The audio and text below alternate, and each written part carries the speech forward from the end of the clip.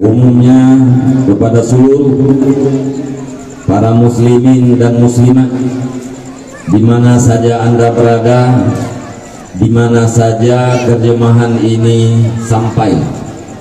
Sekali lagi, baik di dalam negeri maupun di luar negeri, karena ini adalah sebuah pemahaman yang perlu dicerahkan kembali agar seluruh umat Islam memahami dan mengerti dengan mata hati, karena sesuatu yang kita lakukan harusnya kita mengerti semua itu alal basirah. Untuk mempersingkat waktu, langsung saya membaca kepada, kalau ada yang menyimak, yaitu kitab Ihya Ulumuddin halaman juzuk 1 halaman 18 cetakan Haramain, khususnya yang sangat perlu dan sangat penting. Saya akan membacakan kira-kira lebih kurang 9 baris dari atas di sebelah kanan. A'udzubillahi minasyaitonirrajim. Bismillahirrahmanirrahim. Fa'lam anna Allah azza wa jalla akhraja Adam alaihi salam minat turab wa akhraja dzurriyyatahu min sulalatin min tinin wa min ma'in dafiq fa akhrajahum minal aslabi ilal arham wa minha ila dunya summa ilal qabri summa ilal arad summa ilal jannah au ilan nar. Fahadha mabda'uhum wa hadha ghayatuhum wa hadhihi manaziluhum. Maka ketahui olehmu, sesungguhnya Allah Azza wa Jalla telah mengeluarkan Nabi Adam alaihi salam daripada tanah dan telah mengeluarkan zuriat-zuriatnya Adam, yaitu keturunan-keturunannya, daripada intisari tanah dan daripada air mani. Fakhrajahum, maka Allah mengeluarkan zuriat-zuriat Adam itu daripada sulbi-sulbi kepada seluruh rahim, dan daripada rahim ke alam dunia, kemudian ke alam kubur, kemudian ke mahsyar, kemudian ke surga atau ke neraka. Fahadha mabda'uhum, maka ini adalah permulaan umat manusia. Wahadha gayatuhum, dan ini adalah penghabisannya umat manusia. Wahadihi manaziluhum, dan ini adalah manzilah umat manusia. Para jamaah sekalian, untuk katru ayah bisa ya, gantian tuh punya ayah katru ya, langsung yang bisa gempuan dia. Dalam kitab yang lain diistilahkan dengan safarusitah. Betanya umat manusia lakukan namboh perjalanan. Pertama diciptakan kita dasarnya daripada intisari tanah dan daripada air mani, daripada sesuatu yang sangat hina, tidak berharga. Kemudian Allah Subhanahu wa Ta'ala menyimpankan zuriat dan keturunan-keturunan Adam itu di dalam sulbi kaum laki-laki, atau bahasa langsung getanya pun simpan oleh Allah Subhanahu wa Ta'ala dalam sulbi ayah getanya masing-masing. Kemudian dipindah oleh Allah Subhanahu wa Ta'ala kepada tempat yang kedua, yaitu rahim kitanya masing-masing. Kemudian Allah Subhanahu wa Ta'ala memindahkan kita ke alam dunia. Kemudian tempat yang keempat, Allah Subhanahu wa Ta'ala memindahkan kita ke alam kubur atau alam barzakh. Sesudah dunia ini kiamat, Allah Subhanahu wa taala akan menghimpunkan kita ke mahsyar, tempat yang kelima, untuk mempertanggungjawabkan segala apa yang sudah kita lakukan hari ini di alam dunia. Ada kalimat yang terucap oleh lidah, ada kata yang terdengar oleh telinga, ada kedipan atau kerlingan yang dilakukan oleh mata. Semua itu akan kita pertanggungjawabkan di hadapan Allah Subhanahu wa taala. Tidak ada yang luput daripada pemeriksaan Allah Subhanahu wa taala. Apakah itu halal atau itu haram? Di saat sahabat bertanya kepada Rasulullah sallallahu alaihi wasallam, "Mad dunya ya Rasulullah?" Apakah dunia itu ya Rasul? Nabi menjawab, "Halaluha hisabun wa haramuha iqabun." Yang halal daripada dunia itu dihisab, dipertanggungjawabkan, diminta pertanggungjawaban, dan yang haram daripada dunia itu disiksa. Kemudian sesudah pemeriksaan di mahsyar, kembalilah kita ke kampung halaman kita. Kampung halaman umat manusia yang diciptakan, yang disediakan oleh Allah Subhanahu wa taala ada dua. Yang pertama adalah surga, yang kedua adalah neraka. Surga itu adalah kampung halaman bagi mukmin yang muttaqin, orang yang beriman dan orang yang bertakwa. Semoga Allah Subhanahu wa taala menjadikan seluruh kita yang ada di sini dan seluruh orang tua kita dan orang-orang tua dan orang-orang yang berbuat baik terhadap kita untuk menjadi penduduk surga. Amin ya rabbal alamin. Kemudian yang kedua ada neraka. Neraka itu adalah kampung halaman bagi orang-orang kafir dan orang-orang maksiat. Fahaza mabda'uhum, ini adalah permulaan. Wahaza gayatuhum, dan ini adalah finish daripada umat manusia. Start kita berangkat dari sulbi, dan finish umat manusia itu ke surga atau ke neraka. Wahadhihi manaziluhum, dan tempat-tempat yang ini adalah manzilah. Manzilah itu di dalam istilah dimaksudkan dengan tempat singgah sementara atau tempat istirahat sementara. Barangkali kalau hari ini disebut dengan rest area, tempat istirahat ya dalam perjalanan, dalam perantauan. Kadang lagi contoh gedayo, kadang-kadang dari Jinib tak berangkat ke Banda Aceh ya, kadang-kadang tuh kenan usare atau berangkapat tak singgah fiat, tajib iya duana, tajib kupi duana, tak istirahat siat untuk menghilangkan letih dan penat. Kemudian selanjutnya kita akan lanjutkan perjalanan tempat tujuan kita, yaitu kota Banda Aceh. Itulah perbandingan mulai daripada mahsyar, alam barzakh, alam dunia, rahim dan sulbi. Wa khalaqad dunya zadan lil ma'ad. Allah Subhanahu wa taala menciptakan dunia ini sebagai bekalan bagi hari akhirat.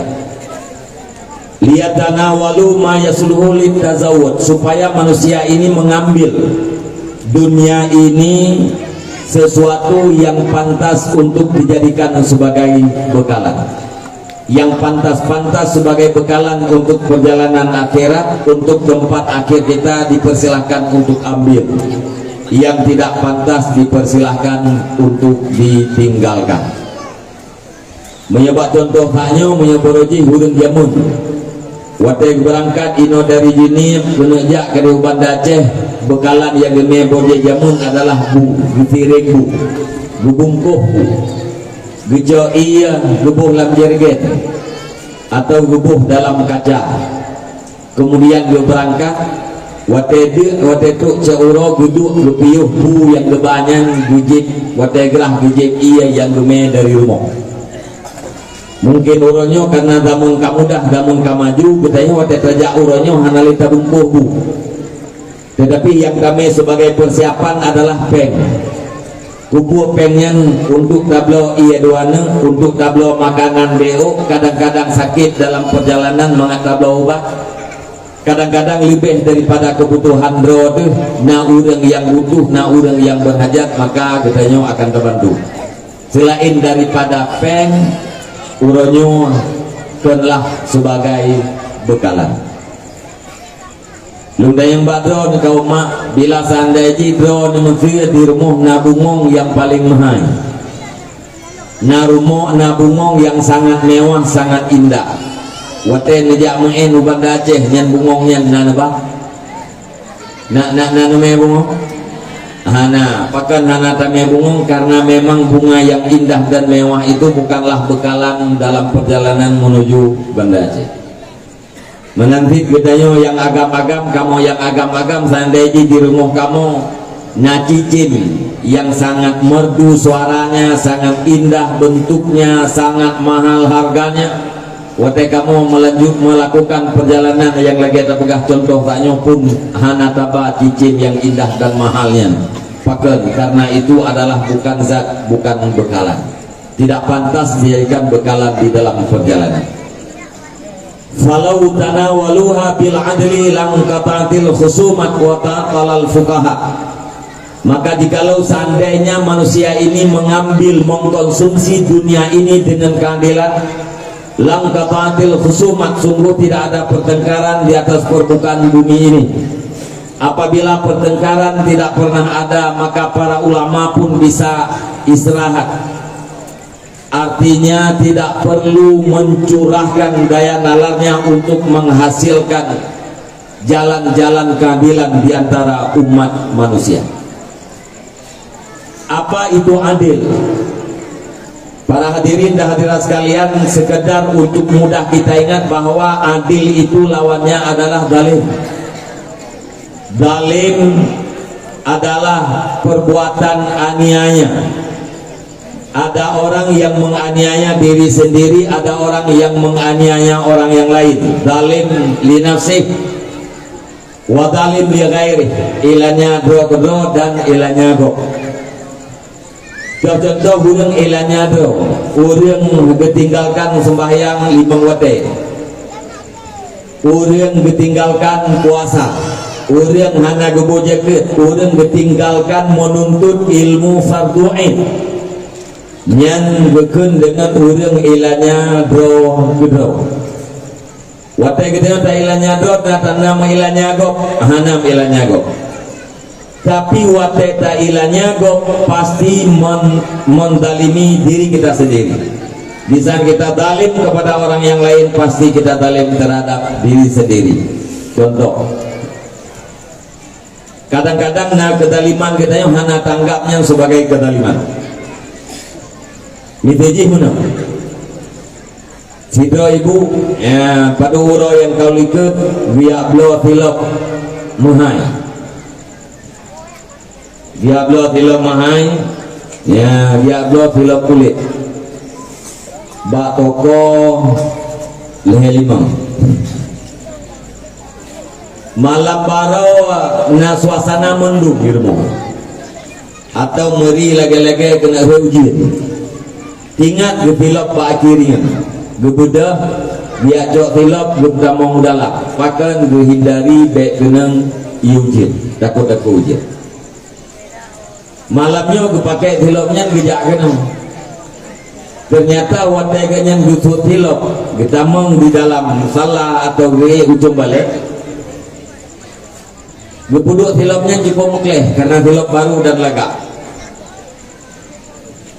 Nah salah tidur daripada jamaah geneja umon bekalan filoknya bukleh langsung besok berangkat ke Deumon, truk ke Deumon bang sapo doha di ibu je bak pria malam barau getilah filoknya di ibunya bang sapo gerah filok yang kira-kira urung po filok ibu yang po filok namangan eting mangan nyan wate sakit ati goknya dukun dengan dulmon zalim.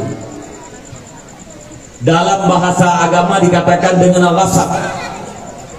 Ghasab yang diterjemahkan dengan rampas dalam bahasa agama itu tidak mesti yang dirampas itu adalah benda, dan tidak mesti dirampas itu untuk memiliki. Mempergunakan hak orang lain, mempergunakan manfaat orang lain, mempergunakan harta orang lain tanpa seizinnya, maka itu dikatakan dengan rampas. Watai kadukeun rampas nyan berarti kaitamong dalam kata-kata zalim. Watai kadalim gede kugok pasti gede dalim kedok. Taubatnya pertama minta maaf kepada pemilik silop, pemilik sandal. Yang kedua minta maaf kepada Allah Subhanahu wa taala. Kenapa kita harus minta maaf kepada pemilik sandal? Karena kita telah melanggar hak-haknya. Kenapa kita harus minta maaf kepada Allah Subhanahu wa taala? Karena kita telah melanggar ketentuan-ketentuan Allah. Itu contoh yang paling kecil kezaliman. Jadi adil bukan zalim. Seandainya manusia mengumpulkan dunia ini dengan keadilan, pasti dunia ini damai. Tidak ada pertengkaran, tidak ada pembunuhan, apalagi peperangan seperti yang terjadi hari ini di Palestina. Walakinnahum tanawaluha bisyahwat. Akan tetapi faktanya, nyatanya manusia ini mengambilkan dunia ini, mengumpulkan dunia ini dengan keinginan-keinginan. Sasarannya adalah keinginannya tercapai. Tidak ada urusan dengan orang lain yang terganggu, tidak ada urusan dengan orang lain yang tersakiti, tidak ada urusan dengan korban orang lain atau harta orang lain. Yang penting targetnya, keinginannya adalah tercapai. Fatawalladat minhal khusumah, maka terjadilah pertengkaran karena urang bunuh gebedro hana adil, terjadilah pertengkaran dakwah-dawi, kemudian mengakibatkan kepada perkelahian, terus melebar kepada pembunuhan, keserakahan terus melebar kepada peperangan. Pada saat itu famasatil hajatu ila sultanin yasusuhum, maka butuhlah kita kepada seorang pemimpin yang akan memimpin umat manusia. Wahtajat sultanu ila kanunin yasusuhum bih, dan sultan itu butuh kepada kanun, kepada undang-undang yang akan memimpin umat manusia dengan kanun dan undang-undang tersebut. Fal faqihu huwal alimu bi kanunis siyasati wa tariqit tawassuti bainal khalqi idza tanaza'u bi hukmi syahwat. Maka ulama fikih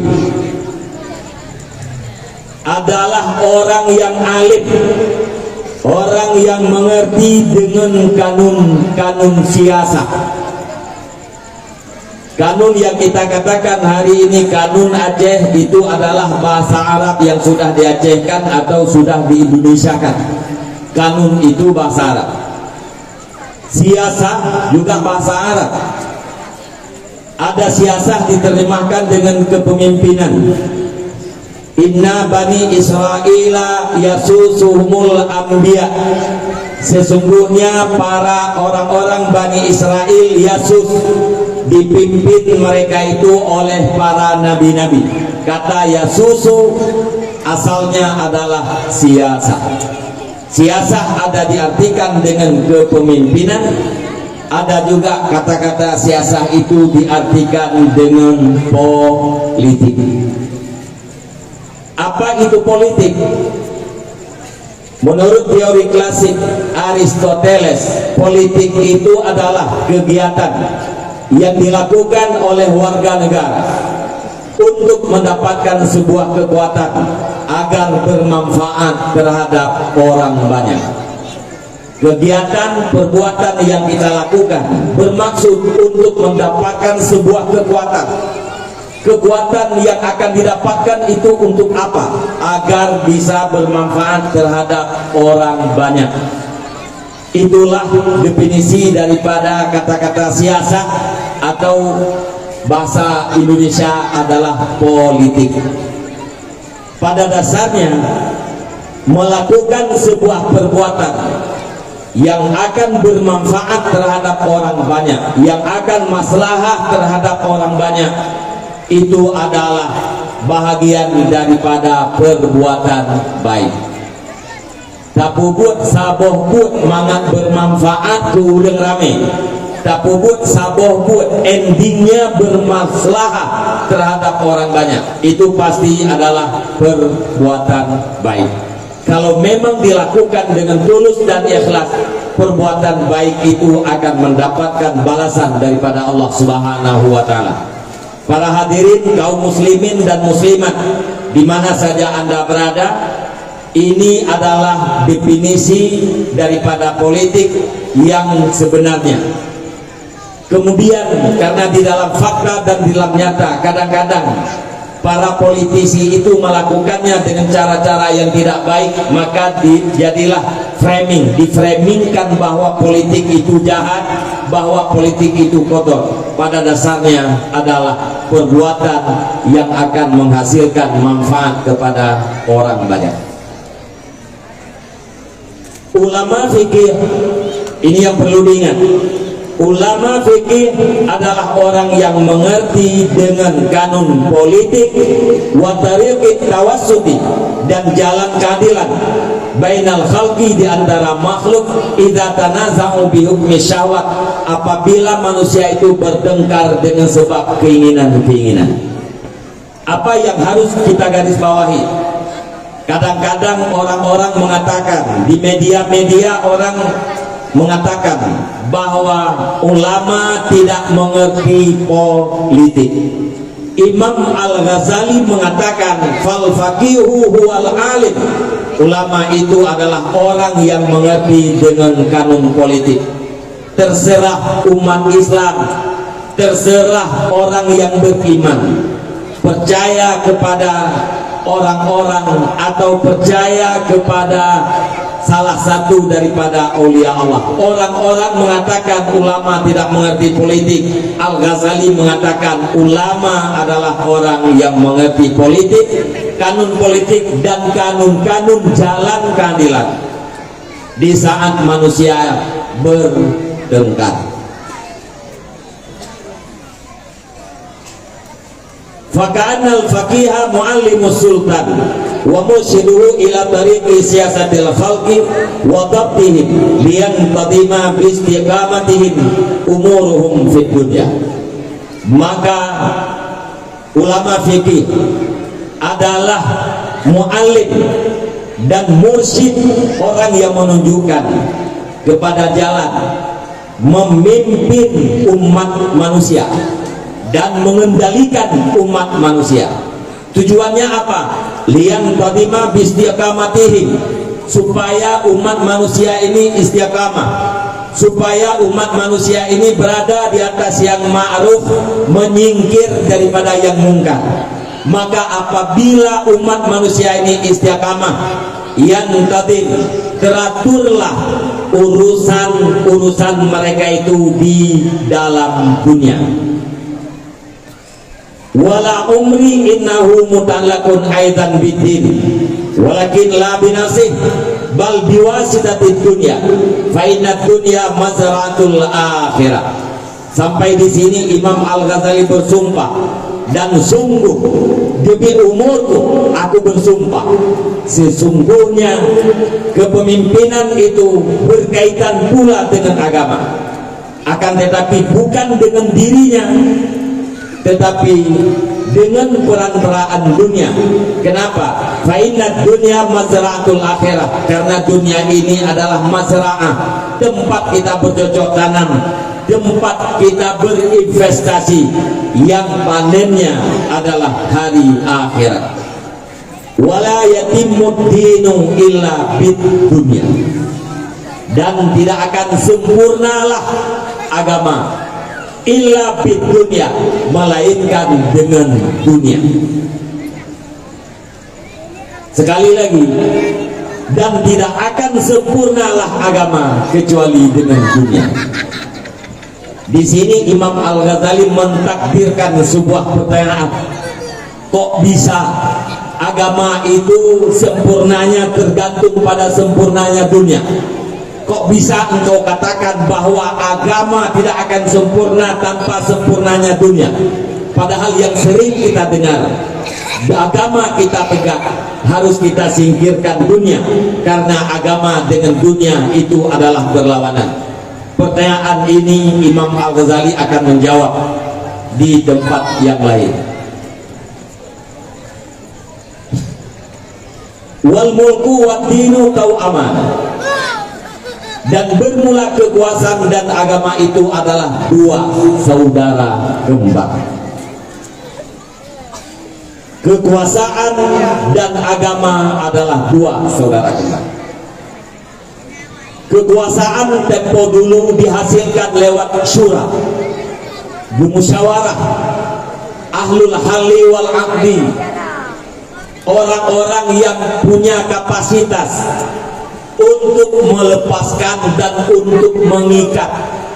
Nia kabur dan terjemah dengan bahasa kitanya ahlul halli wal aqdi, urang ahli ganya sanggup geblek, sanggup diikat, atra gop ikat, sanggup diikat liganya, sanggup geblek liganya, atra diikat liganya, nanti diblek ligop. Siapa itu ahlul halli wal aqdi? Adalah ulama besar. Gedung ulama besar, gedungnya zero pemimpin. Kemudian berubah kepada sistem kerajaan. Raja itu dilahirkan oleh raja. Kekuasaan adalah lewat jalur keturunan. Berbeda dengan keadaan era demokrasi. Nanggro katanya urang adalah nanggro demokrasi, demokratos, dari rakyat untuk rakyat, hukum rakyat. Semua punya hak untuk dipilih, semua punya hak untuk memilih. Maka kekuasaan di dalam negeri demokrasi itu akan lahir lewat jalur politik. Tanpa jalur politik, kekuasaan itu tidak akan bisa dicapai. Maka lahirlah partai-partai politik, bertujuan adalah untuk sampai kepada kekuasaan. Kekuasaan itu adalah kekuatan, dan dengan kekuatan itu akan mampu mempengaruhi kebijakan-kebijakan kepada arah yang lebih baik. Kekuasaan, politik, dan agama adalah dua saudara kembar, lagi anak kembar. Sebagaimana anak kembar tidak bisa dipisahkan, begitulah tidak bisa dipisahkan antara agama dan kekuasaan, antara agama dan politik. Anjir anak kembar tak butuh ini jinian sabo, ini bandar sabo, anjir. Bahkan dia tertanya mbak urang tua-tua, jangankan tak pisahkan badan, baje mantan terpisah. Artinya yang hijau tablo baja putih, yang hijau tablo baja hitam akan berakibat tidak baik. Nyekan yang pagi kebegah sakit, nyenam tulis, hanam tulis, tapi kenyataan di laginya. Yang ditulis oleh Imam Al-Ghazali, politik dan agama, kekuasaan dan agama adalah dua saudara kembar, tidak bisa dipisahkan. Ini jawaban yang kedua yang harus digarisbawahi. Wahai para kaum muslimin dan muslimat, di mana saja Anda berada. Kenapa? Karena orang-orang mengatakan bahwa agama tidak ada urusan dengan kekuasaan, agama tidak ada urusan dengan politik. Ahli agama jangan mengurus kekuasaan, ahli agama jangan mengurus politik. Itu kata orang-orang. Sementara di dalam Islam tidak ada pemisahan agama dan kekuasaan, tidak ada pemisahan politik dan agama. Siapa juga yang memisahkan? Wallahu a'lam bishawab. Yang pasti Islam dan umat Islam agama tidak memisahkan agama dengan kekuasaan. Barangkali itu adalah pemisahan yang dilakukan oleh orang-orang sekuler. Fadinu aslun, maka agama itu adalah fondasi, asas, dasar. Segala yang kita lakukan harus jadikan agama itu sebagai fondasi. Mesti kita menjadikan agama sebagai fondasi. Baik itu adalah pertanian, perniagaan, dan segala macam. Kita mau ke sawah, ke ladang, ke kebun, fondasinya adalah agama. Kita mau ke laut, para nelayan, fondasinya adalah agama. Kita berdagang, tijarah, fondasinya adalah agama. Kita ke kantor, fondasinya adalah agama. Semuanya harus dijadikan agama sebagai fondasi. Wasultanu harisun, pemimpin itu adalah penjaga. Apa yang dijaga oleh pemimpin? Yang dijaga oleh pemimpin itu adalah sesuatu yang tergabung di dalam hikmah datangnya syariat. Datangnya syariat adalah untuk menyelamatkan nyawa, untuk menyelamatkan akal, untuk menyelamatkan harta, untuk menyelamatkan keturunan, untuk menyelamatkan wibawa, dan untuk yang paling inti yaitu menyelamatkan daripada api neraka. Maka para pemimpin harus berfungsi sebagai penjaga, yaitu menjaga agama rakyat, menjaga akal rakyat harus tetap sehat. Jangan ada rakyatnya yang mabuk, jangan ada rakyatnya yang merusakkan akal. Menjaga keturunan rakyatnya, menjaga wibawa rakyatnya, dan menjaga harta rakyatnya. Itu adalah tugas daripada pemimpin. Wa ma la aslalahu famahdumun, sesuatu yang tidak ada pondasi sama sekali, atau sesuatu yang ada pondasi tapi bukan agama, famahdumun, maka dipastikan hancur. Muslimin dan muslimat di mana saja Anda berada, kalau kita mau baca sejarah, dulu ada 30 daulah Islamiyah, negeri-negeri Islam yang sangat kokoh, yang sangat kuat, berdiri tegak di permukaan dunia ini. Peradaban pertama sekali di dunia dilakukan oleh umat Islam di negeri Islam, yakni di Baghdad. Kemudian 30 daulah Islamiyah itu hancur. Kalau kita membaca latar belakang daripada kehancuran 30 daulah Islamiyah itu, benang merahnya adalah sama. Apa itu? Karena mereka meninggalkan agama. Balik kita khusus kepada negeri Aceh.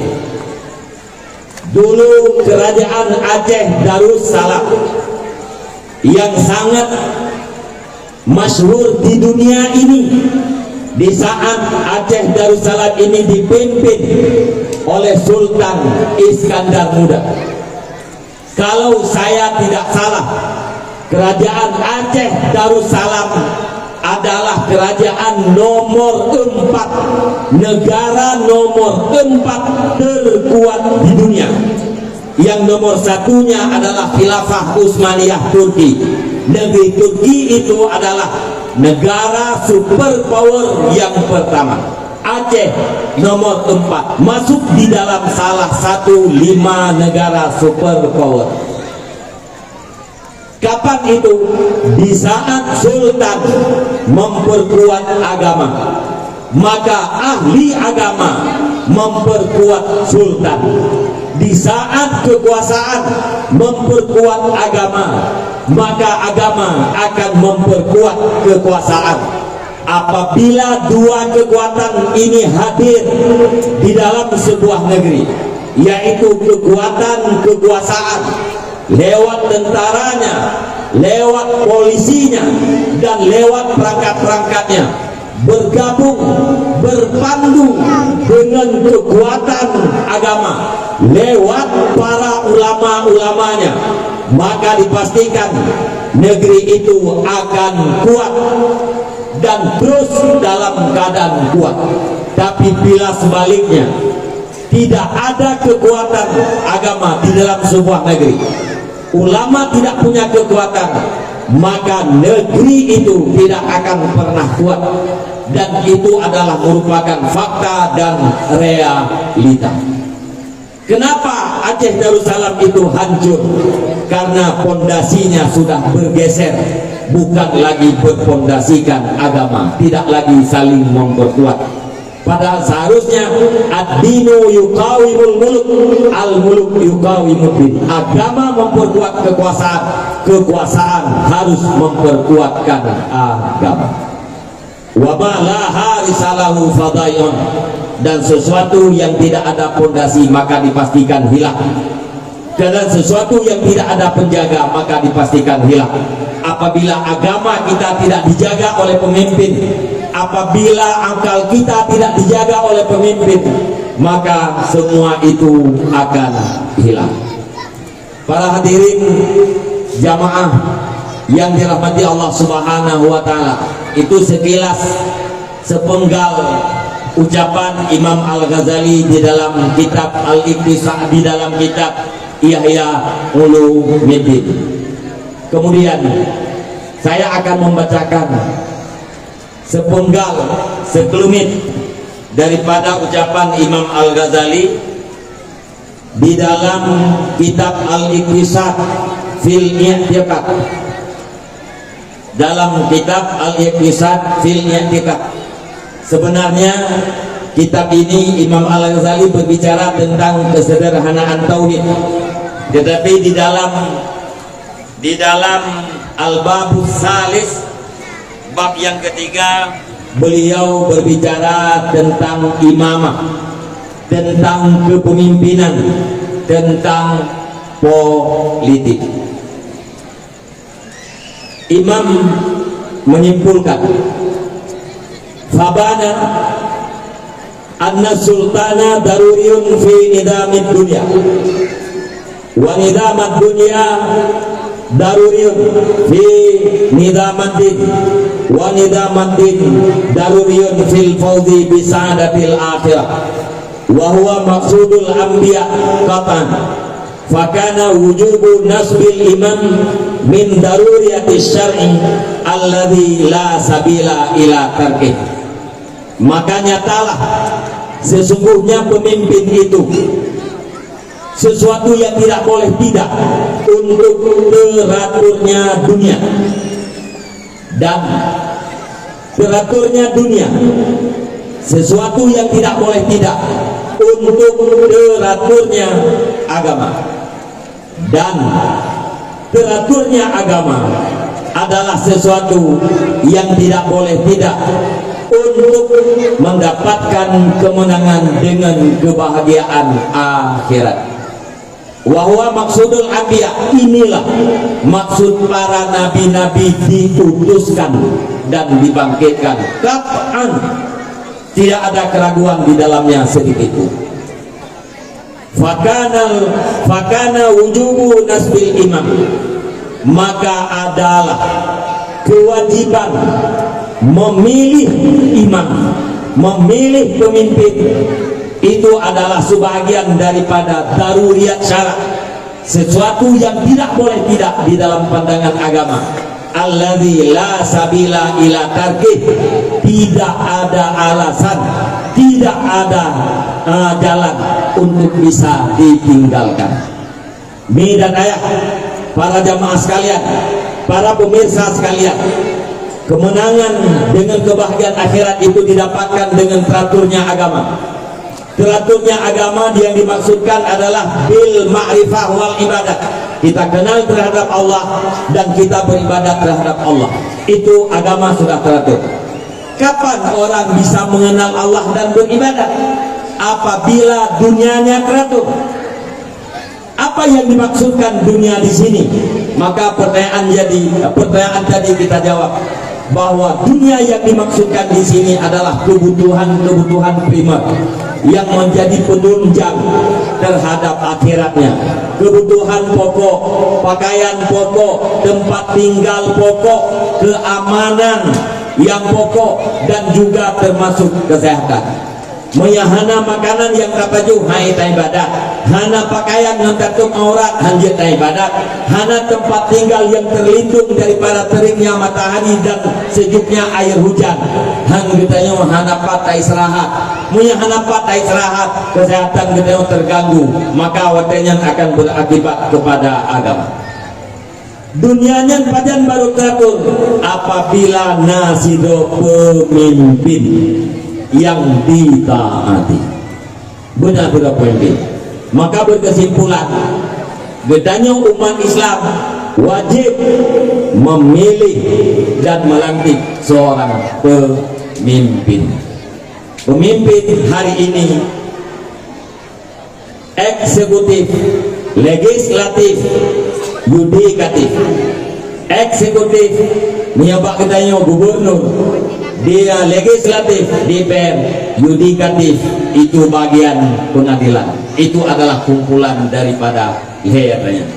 Maka mi dan ayah, para pemuda, para remaja, para jamaah sekalian, inilah cara yang dimaksudkan ataupun inilah pembahasan sekelumit tentang politik dalam pandangan Islam.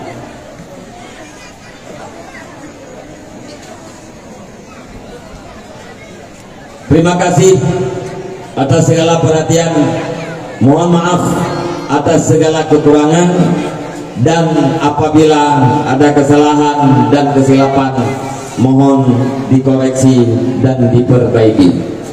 Mi dan ayah, para pemuda, para jamaah sekalian, yang ada yang belum sampaikan tanya, bari kitab terjemahan kitab dan surah golong nalung tamah dan atanya kali belum baca di mayoritas masjid-masjid di dalam khutbah Jumat, karena ini adalah sebuah pemahaman yang mesti dan wajib dimengerti oleh seluruh umat Islam.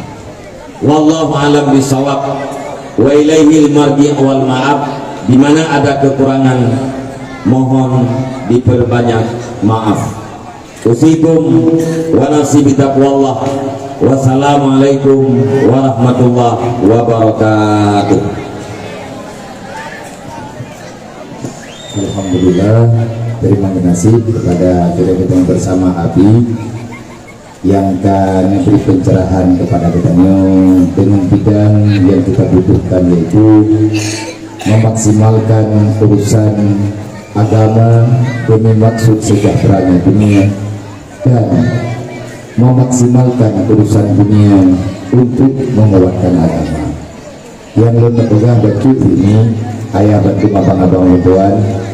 Abi membaca kitabnya bukan karena sebelum membicarakan adanya lebih duluan para ulama, bahkan Imam Al-Ghazali jauh masa dengan kitanya, cuman memberikan pencerahan, memberikan wejangan ataupun gambaran untuk lebih baik di masa-masa kitanya yang akan datang. Semoga doa yang tanya baca bunuh, doa bersama selanjutnya pengajian tentang lagi harapan kitanya bunuh, semoga ke depan insyaallah benar-benar yang diberi oleh Allah kepada diri pribadi kitanya, keluarga kitanya, dan umat Islam di dunia akan tercapai sebagaimana harapan kitanya.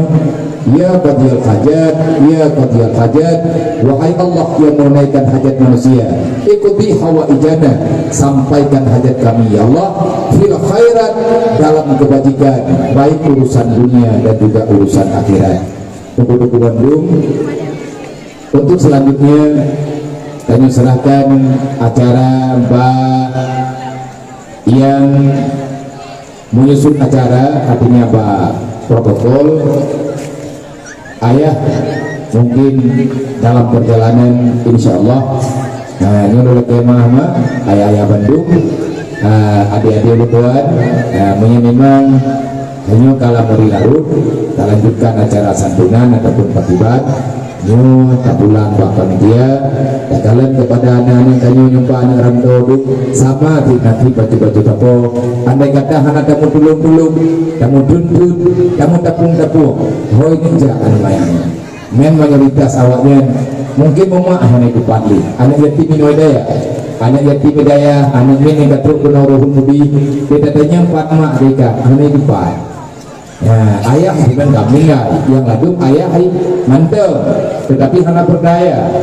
Jadi kamu tuh, gainkan di keluarga itu, yang lalu putih bagian, ma ina ayah ina, tetapi mandua hana itu holy, dikarenakan faktor mungkin lagi yang takdir Allah, yang jelas takdir Allah kepada keluarganya berpisah mak dan dia, akhirnya dia hidup terluka-luka sebatang kara tak berdaya. Kenapa bisa jadi begini? Lun pribadi lun pahami yang membaca matan kitab Liabi Duno, lun hima, lun dengar. Rupanya ada sesuatu yang sudah hilang dalam menentukan sikap menjalani akhirat yang tak mulai ini itunya. Menyahana dunia, hana akhirat. Lu di malam lalu boga, wadah buat hana dunia, hana akhirat. Bahasa lain. Menyahana peng malamnya, peng ni peladunya. Menyahana peng malamnya, hati dah pegal acaranya. Menanlah kira-kira. Menyatakan di hana belanja, hana mungkin. Tapi tanya tak coba. Peng yang nabang tanya ala kadar, tak gunakan untuk kepentingan akhirat tanya. Semoga ke depan mak, mendoa di ni rame-rame. Kubu dia begitu tak buat lo, lagi nyu. Lung lagi maaf sangat besar. Andai kata mulut-mulut yang kau likut hana lunghui urun-urun rame-rame kal headphone lebih hana dahui anak yatim biar bukan kini peraya bukan saya sudah melupakan kan hana ingat lung kana urun-urun tetapi semoga bisa dipahami maknanya kan lung kubah tetapi keadaan tapi dengan urunnya nyolung coba paksa do lu coba lu paksa sekuat naga lu cuma berharap doa bana naminyo ba adik-adik ulun tuan ba mama ulun tuan lu harapkan doa ba ulun tuan bersehat berkuat baik terjalani nah titipan tempat naminyo yang kana kena udaya dan mungkin raya anak-anak gedanya tamat SD mungkin anaknya yang kaya ti menyaijak kena yang juga akan kita coba imbangi yang jelas menyata pegah pri hana pri listrik dah bayu iya PDAM bayu saja aku dia tak lagi ber tak pegah kami happy kita ul dah mengai ber kamu biar apa beri mublaw payah mublaw nyolong jawab tengah rame-rame tengah kana habal putih ke pegah pre bani yatim apa pre kok lo yatim ni segala yatim dan nama yatim lo artinya nyota cobalah lo cuman mengharapkan doa kepada guru-guru di sini namun doa semoga ruhul mudi tambah berkah tambah bisa bergerak untuk masa-masa yang akan datang lebih bermanfaat kepada umat Nabi Muhammad lebih bermanfaat untuk khusus kita di sini dan guru-guru lain yang perlu penuh menanlah kira-kira terima kasih di atas dukungan para sahabat nyomak rame sih ngan urang minta-minta dunia lagunya urangnya lo butuh lo pegah-pegah abang urungnya Nabi hejbeng berjuda pegah biar lo matando na yatim bidro ko sa pagkelhebo ka jamatan jaitan apa biar tak coba paduk hejbeng biar kana ta pegah rencana lunjung benalah mujajan mudual euro benak buo ke di rumah tajuk boleh kadang mudual euro menang lo pegah ngan dukungan rame-rame alhamdulillah ngan dunia selesai akhirat menyahana dunia hana akhirat yang jauh akhirat yang jauhnya masalah orang kiamat masalah kami dunia dan pegat masalah alam dunia bersiaplah bertanggung jawab pada hari kiamat hanya ini lebih dan kurang terima kasih siga truk lun ulang kepada mantung saudara utuan bidang dan agam yang ngejak kenau yang katruk kenau ataupun hana truk kenau nekirim melalui teman-teman ataupun rek ada kala ngejak drone kenau langsung neyak jauh ada lumo niak juk engkut, niak juk mulai berpura tayangkan juk. Semoga Allah tidak akan menghilangkan catatan kedayo karena berbalik niat yang kalian dan niat wadah kajuk. Artinya keikhlasan nomor satu, dapat sadar nak ikhlas nyung adalah kewajiban. Terima kasih. Hadanallahu wa iyyakum ajmain. Assalamualaikum warahmatullahi wabarakatuh.